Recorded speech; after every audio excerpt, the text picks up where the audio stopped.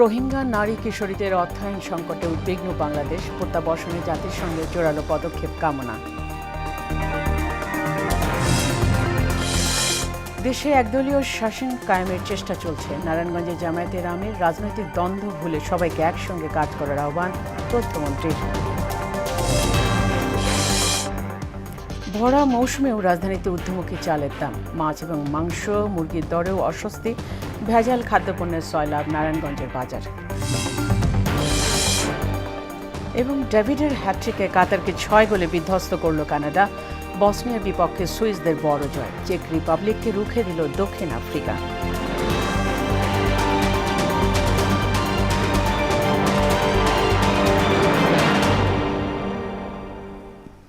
আসসালামু আলাইকুম, স্বাগত মোহনা সংবাদে। এতক্ষণ শুনছিলেন শিরোনাম, পুরো সংবাদের সঙ্গে আছি Fatema Rashid.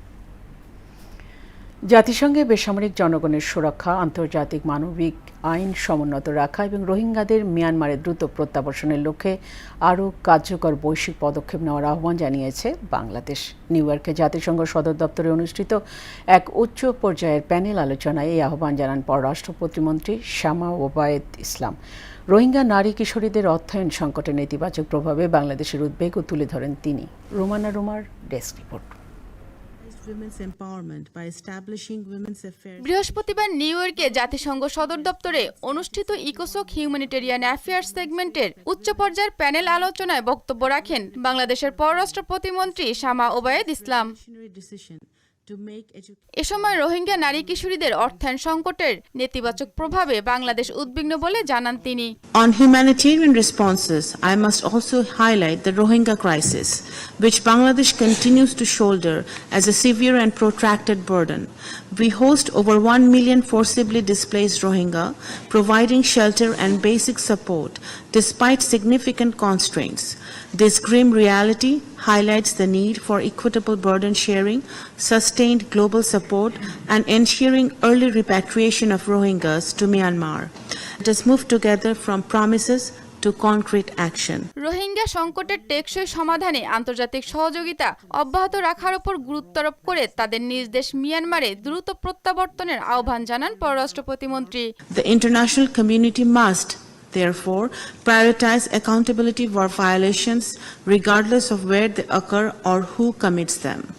Women play a crucial role in humanitarian response and peace building, enhancing trust, access and operational effectiveness on the ground. আন্তর্জাতিক মানবিক আইন লঙ্ঘনের জন্য জবাবদিহিতা নিশ্চিত করা, সংঘাত প্রতিরোধে অধিক বিনিয়োগ এবং মানবিক শান্তি ও উন্নয়ন কার্যক্রমের মধ্যে সমন্বয় জোরদারের উপর গুরুত্বারোপ করেন বাংলাদেশের পররাষ্ট্র প্রতিমন্ত্রী। People-centered foreign policy. Rumana Ruma, মোহনা সংবাদ। বিএনপি দেশে একদলীয় শাসন ব্যবস্থা কায়েম করতে চায় বলে মন্তব্য করেছেন জামায়াতের আমির ডক্টর শফিকুর রহমান। সকালে নারায়ণগঞ্জ কেন্দ্রীয় ঈদগাহ ময়দানে কর্মী সম্মেলনে প্রধান অতিথির বক্তব্যে কথা বলেন তিনি। 24 হয়েছিল বলেই 26 সালে বাংলাদেশে একটা নির্বাচন হয়েছে বলে উল্লেখ করেন জামায়াতের আমির। বলেন শত বাধা উপেক্ষা করে অসৎ নেতৃত্বের পরিবর্তন করবে তার দল। একদলীয় শাসনে দেশের মানুষ মেনে নেবে না, মনে রাখতে হবে 24 হয়েছিল বলেই 26 সালে বাংলাদেশে একটা নির্বাচন হয়েছে। সুতরাং যাদের রক্ত এবং ত্যাগের কারণে আজকের এই সংসদ সরকার বিরোধী দল, তারা যদি এই সমস্ত শহীদ পরিবার, আহত পঙ্গু ভাই বোনদের প্রতি অবজ্ঞা এবং উপহাস করেন, অবহেলা প্রদর্শন করেন, এটি নিজের সাথেই গাদ্দারির সামিল হবে। শত বাধা উপেক্ষা করে আমরা অসৎ নেতৃত্বের পরিবর্তন ইনশাআল্লাহ বাংলাদেশে করব। দেশের রাজনৈতিক দ্বন্দ্ব, সংঘাত, প্রতিহিংসা ভুলে গিয়ে সবাইকে সাংস্কৃতিক ঐতিহ্য পালনের দিকে মনোনিবেশ করার আহ্বান জানান তথ্য ও সম্প্রচার মন্ত্রী জহিরুদ্দিন স্বপন। সকালে জাতীয় প্রেস ক্লাবের কাবাব চত্বরে ফল উৎসব 2026 অনুষ্ঠানের উদ্বোধন শেষে তিনি কথা বলেন। তথ্যমন্ত্রী বলেন, ফলের পুষ্টিগুণ, বৈচিত্র্য এবং ঐতিহ্য সম্পর্কে মানুষকে অবগত করতে জাতীয় প্রেস ক্লাব কর্তৃপক্ষের এই ধরনের আয়োজন অত্যন্ত প্রশংসনীয়। দেশি ফল নিয়ে এমন আয়োজন দেশের সংস্কৃতিকে আরও ব্যাপকভাবে পরিচিতি করতে ভূমিকা রাখবে। সবাইকে দেশি ফল খাওয়ার অভ্যাস গড়ে তোলার প্রতি উৎসাহিত করেন তিনি। শুধুই ক্ষমতা দখল করার জন্য দলাদলি এবং হিংস্র প্রতিযোগিতা, এর মধ্যেই একটা বিনোদন, এটা কোনো সভ্যতার মানদণ্ড হতে পারে না। বরঞ্চ আপনাদের এই ছোট্ট আয়োজনকে এটাকে জাতীয় পর্যায়ে নিয়ে যাওয়া এবং এটাকে নিচের দিকে নিয়ে যাওয়া, তৃণমূল পর্যায়ে এই মনোজগৎকে নিয়ে যেতে পারাটাই একটা সুস্থ জাতির সুস্থ মনোজগতের প্রমাণ মিলবে। ভরা মৌসুমে হঠাৎই বেড়েছে চালের বাজার। মানভেদে কেজিতে চালের দাম বেড়েছে 3 থেকে 5 টাকা। সরবরাহ ঘাটতির চাপে বেড়েছে মুরগির দামও। বরাবরের মতোই অস্বস্তি মাছের বাজারে। মাছে ভাতে বাঙালি প্রবাদের দেশে নিম্ন আয়ের ক্রয় ক্ষমতার বাইরে বেশিরভাগ মাছ। তবে কিছুটা স্বস্তি ফিরেছে সবজির বাজারে। রাজধানীর বাজার ঘুরে আরও জানাচ্ছেন উষা ফেরদৌস। বরাবরের মতোই চালের দাম বাড়ার কোনো যৌক্তিক কারণ নেই ব্যবসায়ীদের কাছে। গেল এক সপ্তাহ ধরে কেজি প্রতি দাম বেড়েছে 5 টাকা পর্যন্ত। সরকারি সংস্থা টিসিবির তথ্য মতে গেল 1 বছরে মোটা চালের দাম বেড়েছে সবচেয়ে বেশি। সরু চালের দাম 1 মাসের ব্যবধানে বেড়েছে 1.29%। আমাদের চড়া দাম দেখে না লাগে, কৃষক হাঁটতেছে বাজার মূল্যের সাথে সামঞ্জস্য তাদের দামে। কেজিতে আমরা 4 টাকা বাড়ছে, 4 টাকা বাড়ছে, কোনো না 3 টাকা বাড়ছে, কোনো না 5 টাকা বাড়ছে, এরকম। পোলার চাল প্রতি কেজিতে 20 টাকা বাড়ছে। সরবরাহ সংকটের অজুহাতে বেড়েছে মুরগির দাম। ব্রয়লার মুরগি বিক্রি হচ্ছে 150 থেকে 160 টাকায়, লেয়ারের দাম বেড়েছে 40 টাকা পর্যন্ত, আর সোনালী মুরগি কেজিতে 20 টাকা পর্যন্ত বেড়েছে। এদিকে ঈদের আগে গরুর মাংসের দাম বাড়লেও এখনো নিয়ন্ত্রণে আসেনি। বিক্রি হচ্ছে 820 থেকে 850 টাকায়। হাটে গরু পাওয়া যাচ্ছে না, এই জন্য কমে না, গরু নাই। আমাদের মতো সবারই কষ্ট হয়, যেহেতু ব্রয়লার মুরগি সবাই খায়, মধ্যবিত্ত যারা আছে। ব্রয়লার গ্যাসের সপ্তাহে আসলে 150, এই সপ্তাহে 160। বরাবরের মতোই অস্বস্তি মাছের বাজারে। নদীর মাছের দাম মধ্যবিত্তের নাগালে নেই, আর বেশিরভাগ চাষের মাছ নিম্ন আয়ের ক্রয় ক্ষমতার বাইরে। নদীর মাছগুলোর দামটা অতিরিক্ত পরিমাণে বেশি, আর আজকে যেহেতু অফ ডে, শুক্রবার দিন, এই তুলনায় আজকে দামটা অনেক বেশি হয়ে যাচ্ছে। মাছের দাম আগের তুলনায় অনেক বেড়ে গেছে। মধ্যবিত্ত বা গরিব মানুষের নাগালের মধ্যে নেই, এটা তাদের নাগালের অনেক বাইরে চলে গেছে। এটা একটা উচ্চবিত্ত মানুষ হলে খাওয়া সম্ভব হয়। তবে ঈদের 2 সপ্তাহের ব্যবধানে সবজির দাম কিছুটা কমেছে। বরবটি, বেগুন বিক্রি হচ্ছে 60 থেকে 80, মিষ্টি কুমড়া, ঝিঙ্গা, চিচিঙ্গা ও পেঁপে 40, কাঁকরোল, করলা, ছোট লাউ 60, পটল 35 ও ঢেঁড়স 50 টাকায় বিক্রি হচ্ছে। সবজির বাজার তো এক এক সময় এক এক রকম হয়, সেক্ষেত্রে গত দিনের তুলনায় আজকে 10-20 টাকা কম আছে। কেজিতে আপনার 20-30 টাকা কমছে। নিত্যপণ্যের বাজার স্থিতিশীল রাখতে বাস্তবসম্মত তদারকির দাবি ক্রেতাদের। উষা ফেরদৌস, মোহনা সংবাদ, ঢাকা। নারায়ণগঞ্জে ভেজাল খাদ্যপণ্য বাজারজাত করতে মরিয়া হয়ে উঠেছে এক শ্রেণীর অসাধু ব্যবসায়ী। অস্বাস্থ্যকর পরিবেশে মেয়াদহীন এবং ক্ষতিকারক রাসায়নিকে তৈরি এসব খাবারে বাড়ছে মৃত্যু ঝুঁকি। ফুটপাত থেকে শুরু করে শহরের নামি দামি কারখানার বিরুদ্ধেও উঠেছে এমন অভিযোগ। প্রশাসন মাঝে মধ্যে অভিযান চালিয়ে আর্থিক জরিমানা করলেও লাগাম টানা সম্ভব হয়নি ভেজাল খাবার তৈরির। আজমির ইসলামের প্রতিবেদন, জানাচ্ছেন মিশাল বিনতে আনোয়ার। প্রাচীনকাল থেকেই ব্যবসা বাণিজ্য ও কর্মসংস্থানের অন্যতম শীর্ষকেন্দ্র নারায়ণগঞ্জ। গত কয়েক দশকে এখানে জনসংখ্যা বেড়েছে কয়েক গুণ, আর বিপুল এই জনসংখ্যার চাহিদাকে পুঁজি করে জেলা জুড়ে ব্যাঙের ছাতার মতো গজিয়েছে মিষ্টির দোকান, বেকারি ও রেস্টুরেন্ট। অভিযোগ উঠেছে এক শ্রেণীর অসাধু ব্যবসায়ী অধিক মুনাফার লোভে মেতেছে ভেজাল ও মানহীন খাদ্যপণ্য বিক্রির নীল নকশায়। ফুটপাত থেকে শুরু করে নামি দামি ব্র্যান্ডের শোরুমে চলছে বিষের কারবার। যে হারে খাদ্যে ভেজাল চলছে, বাচ্চা বাইরের খাবার খেলে অসুস্থ হয়ে যায়। এই বিষাক্ত জিনিস খাওয়ার কারণে ডাক্তার কাছে যাইতে হয়। আমাদেরকে এই সব খাদ্য খাওয়াইয়া তিলে তিলে ধ্বংস করতে আছে।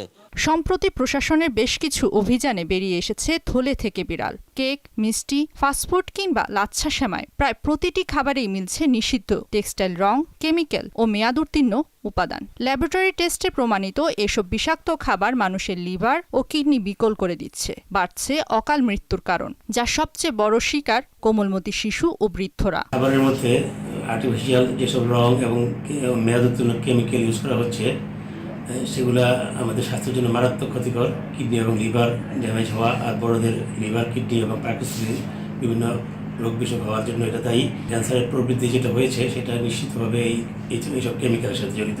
সচেতন মহল ও অপরাধ বিশ্লেষকদের মতে ভেজাল বিরোধী বর্তমান আইনটি অপরাধের তুলনায় অত্যন্ত দুর্বল। নামমাত্র জরিমানা করে এই অপরাধের লাগাম টানা অসম্ভব। যারা খাদ্যে ভেজাল করে তারা যদি তাদেরকে যদি যাবজ্জীবন অথবা মৃত্যুদণ্ডের বিধান করে আইনটা সংশোধন করা হয় তাহলে কিন্তু খাদ্য ভেজালটা অনেকটাই কমে আসবে। শিশু খাদ্যে ভেজাল করতে না পারে, এটার জন্য যথেষ্ট তদারকি দরকার এবং সামাজিক সচেতনতা দরকার। নিয়মিত অভিযানের দাবি করে স্থানীয় প্রশাসন বলছে খাদ্যে ভেজালকারীদের কাউকে ছাড় দেয়া হচ্ছে না। কার্যক্রম চলমান আছে এবং যে যদি অনিয়ম পাই, আইনের যদি ব্যর্থ হয়, ভোক্তা অধিকার সংরক্ষণ আইনের ব্যর্থ হলে সেগুলো আমরা আইনজীবী ব্যবস্থা নিচ্ছি। আমরা সতর্কতামূলকভাবে এখন ব্যবস্থা নিচ্ছি। যদি এরকম কন্টিনিউ চলমান অবস্থা থাকে আমরা কঠোর ব্যবস্থা গ্রহণ করব। শুধু সাময়িক জরিমানা কিংবা লোক দেখানো অভিযান নয়, অসাধু সিন্ডিকেট ভাঙতে প্রয়োজনীয় আইনের কঠোর প্রয়োগ ও নিয়মিত নজরদারির প্রয়োজন বলে মনে করেন সচেতন মহল। মিশাল বিনতে আনোয়ার, মোহনা সংবাদ। গেল 24 ঘন্টায় সিলেট বিভাগে হাম এবং এর উপসর্গে 2 শিশুর মৃত্যু হয়েছে। সকালে বিভাগীয় স্বাস্থ্য অধিদপ্তর থেকে তথ্য নিশ্চিত করা হয়েছে। এ নিয়ে সিলেট বিভাগে হামের উপসর্গে মৃত্যু হয়েছে 76 শিশুর। বর্তমানে সিলেট বিভাগের বিভিন্ন হাসপাতালে হামের উপসর্গ নিয়ে চিকিৎসাধীন রয়েছেন 261 জন।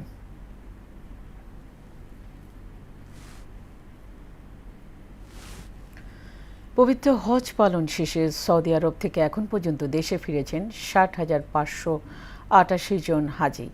হজ ব্যবস্থাপনা সংক্রান্ত সর্বশেষ প্রতিবেদন থেকে এ তথ্য জানানো হয়। অন্যদিকে হজ পালনের উদ্দেশ্যে সৌদিতে গিয়ে 54 জন বাংলাদেশির মৃত্যু হয়েছে। হজ ব্যবস্থাপনা সংক্রান্ত সর্বশেষ প্রতিবেদন থেকে এসব তথ্য জানানো হয়। মৃতদের মধ্যে মক্কায় 37 জন, মদিনায় 16 এবং জেদ্দায় 1 জন মারা গেছেন। চলতি বছর সরকারি ব্যবস্থাপনায় 4,565 জন এবং বেসরকারি ব্যবস্থাপনায় 73,935 জন বাংলাদেশি হজযাত্রী সৌদি আরবে যান। আন্তর্জাতিক প্রসঙ্গ। ইসলামাবাদ সমঝোতা চুক্তির অংশ হিসাবে ইরানের বন্দর এবং উপকূল থেকে অবরোধ তুলে নিয়েছে যুক্তরাষ্ট্র। এদিকে লেবাননে ইসরায়েলি বিমান হামলার জেরে সুইজারল্যান্ডের জেনেভায় অনুষ্ঠিত হতে যাওয়া পূর্ব নির্ধারিত দ্বিপাক্ষিক বৈঠক বাতিল করেছে ইরান। আর চুক্তি পরবর্তী পদক্ষেপগুলো নিয়ে আলোচনার জন্য সুইজারল্যান্ড সফর করার কথা থাকলেও তা স্থগিত করেছেন মার্কিন vice president JD Vance. Oishi আলমের ডেস্ক রিপোর্ট।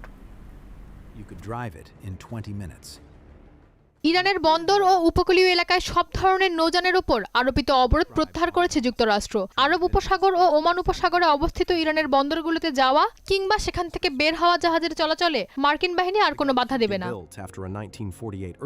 এদিকে লেবাননে ইসরায়েলি বিমান হামলার জেরে সুইজারল্যান্ডের জেনেভায় অনুষ্ঠিত হতে যাওয়া পূর্ব নির্ধারিত দ্বিপাক্ষিক বৈঠক বাতিল করেছে ইরান। মধ্যপ্রাচ্যে যুদ্ধ বন্ধের বিষয়ে যুক্তরাষ্ট্র ও ইরানের মধ্যকার চুক্তি পরবর্তী পদক্ষেপগুলো নিয়ে আলোচনার জন্য সুইজারল্যান্ডে সফর করার কথা থাকলেও তা স্থগিত করেছেন মার্কিন ভাইস প্রেসিডেন্ট জেডি ভ্যান্স। এই সফর স্থগিত করেছেন পাকিস্তানের প্রধানমন্ত্রী শেহবাজ শরীফও। পূর্ব নির্ধারিত ঘোষণা অনুযায়ী এই আলোচনা আজ হওয়ার কথা ছিল।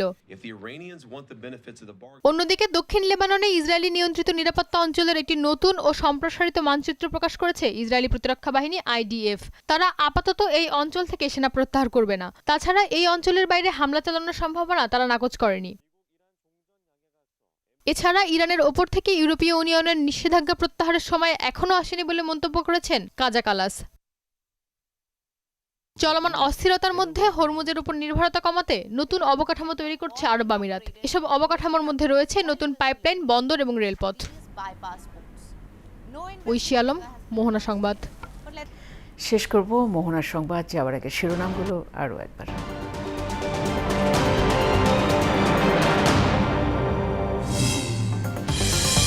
রোহিঙ্গা নারী কিশোরীদের অর্থায়ন সংকটে উদ্বিগ্ন বাংলাদেশ, প্রত্যাবাসনে জাতিসংঘের জোরালো পদক্ষেপ কামনা। দেশে একদলীয় শাসন কায়েমের চেষ্টা চলছে। নারায়ণগঞ্জের জামায়াতের আমির রাজনৈতিক দ্বন্দ্ব ভুলে সবাইকে একসঙ্গে কাজ করার আহ্বান তথ্যমন্ত্রীর। ভরা মৌসুমেও রাজধানীতে ঊর্ধ্বমুখী চালের দাম, মাছ, মাংস, মুরগির দরেও অস্বস্তি, ভেজাল খাদ্যপণ্যের সয়লাব নারায়ণগঞ্জের বাজার। এবং ডেভিডের হ্যাটট্রিকে কাতারকে 6 গোলে বিধ্বস্ত করল কানাডা। বসনিয়ার বিপক্ষে সুইসদের বড় জয়, চেক রিপাবলিককে রুখে দিল দক্ষিণ আফ্রিকা। এই ছিল মোহনার সংবাদ। পরবর্তী সংবাদ বিকেল 5:30টায়। এর আগে বিকাল 3টায় দেখবেন সংবাদ এক নজরে। মোহনার সব শেষ খবর জানতে ভিজিট করুন www.mohana.tv। সংবাদ দেখতে পারেন ফেসবুক ও ইউটিউবেও। এতক্ষণ সঙ্গে থাকার জন্য সবাইকে ধন্যবাদ।